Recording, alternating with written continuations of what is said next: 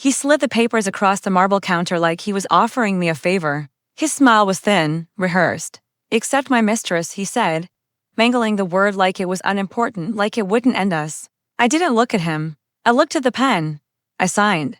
The sound of the ink scraping paper was louder than his breathing. It shut the room down. It shut him down. His smile fell apart. The color drained from his face. "No, wait," he said. "You misunderstood." I capped the pen. The click echoed, final.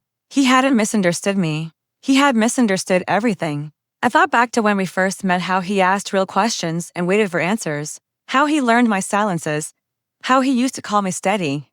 The kind of woman you build a life on. He wasn't wrong.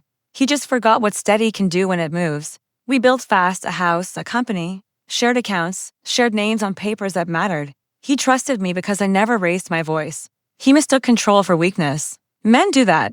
The changes crept in quietly. A phone turned away. A laugh that came too late. Business trips with no receipts. He started dressing for mirrors that weren't mine. I saw everything. I said nothing.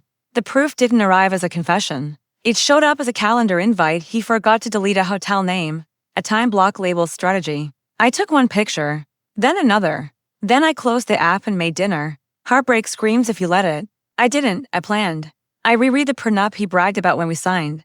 He loved leverage. So did I. Booked consultations. I rebalanced accounts. I moved equity the way you move heavy furniture slowly, legally, with paperwork. I called the board members he once introduced me to as my wife. She doesn't care about business.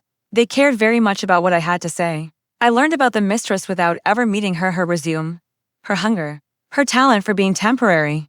I didn't hate her. She was a symptom. He was the illness. I waited until he felt safe. Men like him need certainty before they turn cruel. That's when they slip. So when he smiled and handed me humiliation dressed up as paperwork, I took it. I signed because I wanted the room quiet enough for him to hear the truth when it landed. "You're agreeing?" he asked, stunned. "Yes," I said, calm and even. "I accept." That's when he reached for the papers, his hands shaking. "No, wait. Listen." I walked past him. I let him speak to my back. I had already filed the addendum. He never bothered to read the clause he insisted on. After too much whiskey, ranting about morals, reputation, and executive removal. His words. His timing. By morning, the company announced a leadership restructure. By noon, the board thanked him for his service. By evening, his access badge stopped working. He learned what it feels like to be walked out by security through a building, where your name is still etched on the wall. He called, he texted. He apologized into my voicemail like forgiveness lived there. We faced each other again where it all started, the kitchen, the marble counter, the same pen lying between us like a witness. "You planned this," he said, his voice rough. I didn't deny it.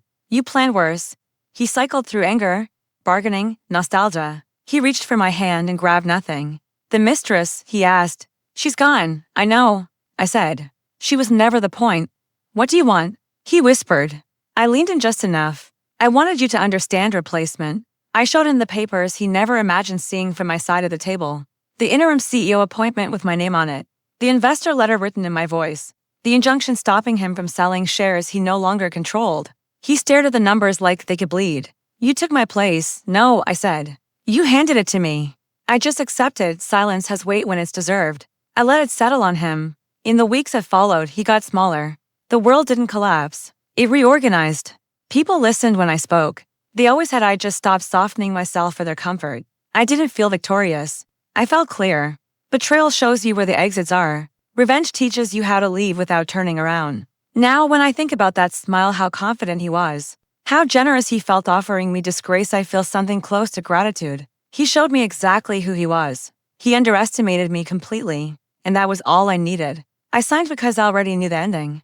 He just didn't know who would be standing in his place when the door finally closed.